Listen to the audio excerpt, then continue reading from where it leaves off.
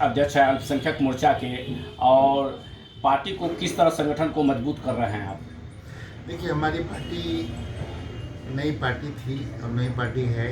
2019 में मेरी पार्टी बनी है और उसके बाद अल्पसंख्यक मोर्चा हमारी पार्टी का बहुत ही मजबूत है और तीसों जिला में हमारा जिला अध्यक्ष है और हमारी पार्टी का एक जलवा है और हमारे समाज के लोग एकजुट करके हमारे विकासशील इंसान पार्टी के साथ हैं। आपके राष्ट्रीय अध्यक्ष मुकेश सहनी जी हैं और देखते हैं कि संगठन को मतलब कि जो है से मजबूत करते हैं, हर जगह मतलब कि हर प्रखंडे घूम कर मतलब मजबूत कर रहे हैं। तो बराबर मुजफ्फरपुर उनका आना जाना बहुत ज़्यादा है, उनको मतलब कि मुजफ्फरपुर से ही राजनीति की है। देखिए, मुजफ्फरपुर एक सैनी समाज का घर है। इसको माना जाता है कि बिहार में जो सैनी समाज की राजधानी है मुजफ्फरपुर, इसलिए हमारे माननीय मंत्री आदरणीय मुकेश सहनी जी को यहाँ से माइलेज मिला और यहीं से उठने का काम किया और यहाँ की जनता उनसे बहुत प्यार करती है और चाहती भी है, इसलिए उनको यहाँ का माइलेज मिला और मिलता रहेगा। अति पिछड़ा से आते हैं और अति पिछड़ा की आवाज़ को वो बुलंद करते हैं और उनकी जो लड़ाई है सरकार से कि हमारे को अति पिछड़ा को जो है से इनको हक मिलनी चाहिए, बराबर उसी के लिए एक पार्टी मतलब कि वीआईपी पार्टी बनाएं। देखिए, आप देखते होइएगा कि हमारे जो राष्ट्रीय अध्यक्ष आदरणीय श्री मुकेश सहनी जो सलाम मल्लाह के नाम से जाने जाते हैं, तो पहले वो समाज की बात क्या करते थे, निषाद समाज के आरक्षण के लिए, कि जबकि हर देश में है तो यूपी में नहीं है, बिहार में नहीं है, झारखंड में नहीं है, इसके लिए वो लड़ाई लड़ते लड़ते यहाँ तक आए। हालात आप देख रहे हैं कि राजनीतिक में लोग आगे बढ़ने नहीं दे रहा है क्योंकि सब लोगों का कब्जा है। अति पिछड़ा अल्पसंख्यकों को पूछने वाला कोई नहीं है, इसलिए वो लड़ाई लड़ते आ रहे हैं और जो आजकल राजनीतिक दिशा है आप समझ रहे हैं, इसलिए हमारा जो पार्टी का नीति और सिद्धांत जो एजेंडा है वो आरक्षण का ही। दबे कुचले की आवाज़ को बुलंद करते हैं वो, बराबर मतलब कि देखते हैं कि मांग सरकार से रखते हैं कि हम लोग को मिलनी चाहिए। दबे कुचले जो हैं, जो हरिजन हैं, उनको भी मिलनी चाहिए। जो पिछड़ा वर्ग है, अति पिछड़ा वर्ग है, सबकी मतलब मांग को वो रखते हैं सरकार के बीच में। देखिए, हमारा सवर्णों का जो 10% आरक्षण मिला था, जिसमें हमारे राष्ट्रीय अध्यक्ष को कोई आपत्ति नहीं थी, लेकिन जब अति पिछड़े और अति पिछड़े के समाज और अल्पसंख्यक की जो बात कर रहे हैं उसके लिए लड़ाई लड़ रहे हैं। पहले हमारे नेता लड़ते थे सिर्फ निषाद के लिए, लेकिन आज 85% के लिए लड़ रहे हैं, इसलिए लोगों को पेट में दर्द हो रहा है। जब पेट में दर्द हो रहा है तो गलत सोच रहे हैं, कुछ इसको तोड़ रहा है, कुछ उसको तोड़ रहा है, कुछ कर रहे हैं, उससे कुछ फर्क पड़ने वाला नहीं है।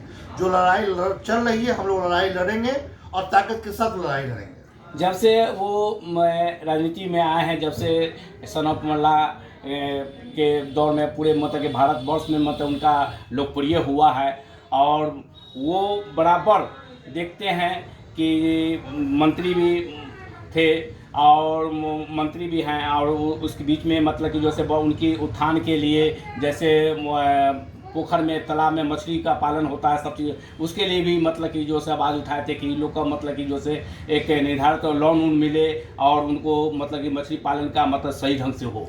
देखिए, हमारे जो नेता है एक संघर्षशील नेता है। 2014 में मुंबई से लौट के बिहार आए और अपनी बात, अपना बायोडाटा, अपना हिस्ट्री लोगों के बीच रखे और लोगों की बात कर रहे हैं, खास करके समाज की बात कर रहे हैं। आपने कहा कि मछली का लोन, अंडा का लोन या एक का कोई भी लोन हो, हम लोग उसके लिए काम कर रहे हैं। प्लेटफॉर्म हमारे राष्ट्रीय अध्यक्ष ने तैयार किया है। बड़ी सौभाग्य की बात है कि उसी आयोग के हमारे मिनिस्टर भी बने हैं और लोगों पर ध्यान है और ध्यान रहेगा। अभी जो है से विधानसभा का चुनाव होने जा रहा है, उपचुनाव है जहाँ के, उसमें बढ़ चढ़ के हिस्सा लिए, कल नॉमिनेशन में भी साथ में थे, सारा चीज़ें। तो आप घूम रहे हैं और क्षेत्र में घूम रहे हैं, क्या रिस्पांस मिल रहा है? डॉक्टर गीता कुमारी को उनको मतलब कि टिकट मिला है वीआईपी से, तो कैसा रिस्पांस मिल रहा है? देखिए, रमई राम जी पूर्व मंत्री बिहार सरकार के थे, उनकी सुपुत्री डॉक्टर गीता कुमारी है। अब वो कैंडिडेट का कोई तोड़ नहीं है, कैंडिडेट हमारा जीता हुआ है। हर हाल में चाहे गठबंधन या कोई भी पार्टी कितना भी जोर लगा ले, लेकिन डॉक्टर गीता कुमारी की जीत होगी। एक हमारे पास सिंपैथी वोट भी आ गया है, दूसरी बात यह है कि 45 साल जो राज किया उसका भी सिंपैथी है, और हम लोगों को एनडीए ने अलग किया इसलिए उसका भी सिंपैथी है।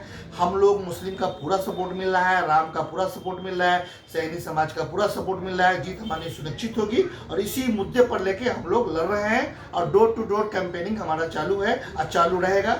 हमारे माननीय मंत्री आदरणीय मुकेश सहनी जी का यहाँ 15 दिन बैठेंगे और डोर टू डोर कैंपेनिंग करेंगे। जीत हमारी सुनिश्चित होगी। हजारों की संख्या में देखे हैं कल मतलब कि मुस्लिम समुदाय पहुंचे हुए थे और नॉमिनेशन में मतलब कि महिला और बुजुर्ग और युवा खासकर मुस्लिम समुदायों के लोग मतलब कि जो नॉमिनेशन में थे। देखिए, मुस्लिम समुदाय खुल के हमारे साथ है, खास करके बुछा विधानसभा 91 की जो मुस्लिम समाज के लोग हैं खुल के ड्यू टू मेरे पार्टी का सपोर्ट कर रहे हैं। और आदरणीय श्री वैरान जी का भी एक पकड़ है मुस्लिम समाज में। इस तरह के नेता नहीं, हर मुस्लिम उनका नाम ले रहा है, कुछ मेरी वजह से, कुछ उनकी वजह से, कुछ पार्टी की वजह से। मुस्लिम समाज का वोट इकट्ठा होकर के विकासशील इंसान पार्टी को पड़ेगा और नाव छापा बटन दबा के 16 तारीख को आपको पता लग जाएगा कि विजय किसका हो। आपके पार्टी में वीआईपी पार्टी में देख रहे हैं कि मुस्लिम बढ़ चढ़ के हिस्सा लेना है, खासकर युवा मतलब ज़्यादा जुड़ रहे हैं। देखिए, हमारे राष्ट्रीय अध्यक्ष सनम अल्लाह का मुस्लिम पर बहुत ध्यान है। सारा लोग युवा चाहता है, युवा चेहरा है और हम लोग का नीति बन रहा है कि मुस्लिम समाज के अंदर जाके एक बड़ा मैसेज दे। वो मैसेज का इंतजार कीजिए, हम लोग बहुत बड़ा मैसेज प्लान बना के मुस्लिम समाज के लिए आ रहे हैं। एक समय आएगा कि जो एमएम का मतलब कि समीकरण होगा।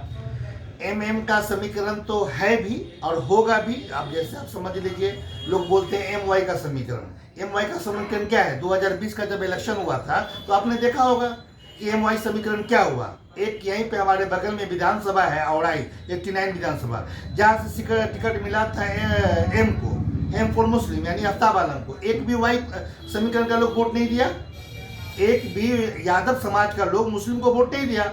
लेकिन यादव समाज का लोग मुस्लिम का वोट उनको चाहिए, लेकिन यादव समाज अपना वोट मुस्लिम को नहीं देंगे। ये समीकरण तो रहे, M for Muslim Y for Yadav, M for my wife माने युवा, यानी एम फॉर महिला वाई माने युवा। ये सब तो खेला हो रहा है ना। ये कोई एम वाई का समीकरण नहीं है। एम वाई का समीकरण टूट गया। नेता प्रतिपक्ष तेजस्वी यादव भी बोले थे कि आप ए टू जेड का समीकरण है। एम वाई का समीकरण में कोई मतलब नहीं बनता है। मुस्लिम को अधिकार है कि जिस पार्टी में अगर मोहब्बत प्यार मिले उसमें जाएगा। विधानसभा का चुनाव जो हुआ था तो उस चुनाव में भी देखा गया था बहुत से मुस्लिम को मतलब टिकट नहीं मिला, बहुत परेशानियां हुई। देखिए, तो मुस्लिम को लोग समझ रहा है लाल टमाटर। आपने एक सब्जी बनाया, सब्जी में अगर आपको टेस्ट नहीं आया तो बोले भाई 2 टमाटर और रखो। उसी तरह इस बिहार की पार्टी या क्षेत्रीय पार्टी हो या नेशनल पार्टी हो, मुस्लिम समाज को एक लाल टमाटर के रूप में देखती है। अगर किस सब्जी में टेस्ट नहीं आया तो लाल टमाटर रख दो। उसी तरह से जो भी नेता हैं, अगर उनको मुस्लिम समाज की जरूरत पड़ती है तो साइड में बैठा के फोटो खिंचवा लेते हैं, हक अधिकार तो देते नहीं है। इसलिए मुस्लिम लाल टमाटर बन के रह गया। मुस्लिम को अपना फैसला लेना बहुत जरूरी है कि हम किसके साथ जाएं। इस तरह से इधर उधर करने की जरूरत नहीं है। मुस्लिम समाज को फैसला लेके एकजुट होना पड़ेगा, उसके बाद ही कुछ होगा हमारे समाज का कल्याण। तो आप बुचहा विधानसभा उपचुनाव में मतलब कि क्या जनता से अपील करना चाहते हैं? बुछा में उपचुनाव 91 बुछा का जो होने वाला है, एकजुट होकर जनता से मैं अपील करूंगा कि विकासशील इंसान पार्टी को एकजुट होकर अपना मत दे के भारी मतों से जिताएं और डॉक्टर गीता कुमारी को अपना विधायक चुने विकासशील इंसान पार्टी के नेतृत्व में। और मैं सभी बुछा विधानसभा का मैं शुक्रिया अदा करता हूं कि जिस तरह से समर्थन देते हैं और देते रहें। रमजान पर्व आ रहा है, रामनवमी भी आ रहा है, क्या शुभकामना दे रहे हैं अपनी ओर से? देखिए, रमज़ान में हमारा रामनवमी भी आ रहा है और मुसलमान का रमज़ान भी आ रहा है। दोनों को मेरे तरफ से हार्दिक शुभकामनाएं हैं और लोग मिलजुल कर आपस में पर्व बना रहे हैं और मनाएं। हमारे पार्टी की तरफ से भी शुभकामनाएं हैं और सब लोग एकजुट होकर हिंदू मुस्लिम भाई भाई बन करके पर्व को हम लोग मनाएं। इस तरह कोई गिला शिकवा नहीं मिले।